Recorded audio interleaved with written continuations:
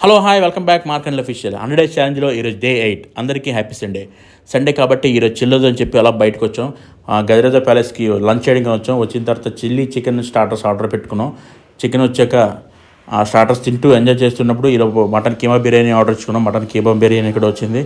దాన్ని చూసారుగా కొంచెం క్వాంటిటీ తింటున్నాను. కొంచెం క్వాంటిటీ తినాలి మనం డైట్లో ఉన్నప్పుడు కాబట్టి. అలాగ అట్టించట్టు సీమా సెంటర్కి తెచ్చాము. ఇక్కడికి వచ్చిన తర్వాత ఏం చేయాలని చెప్పి ఫోన్ పట్టుకొని ఇలా గిరగిర మొత్తం రౌండ్ పైసాను.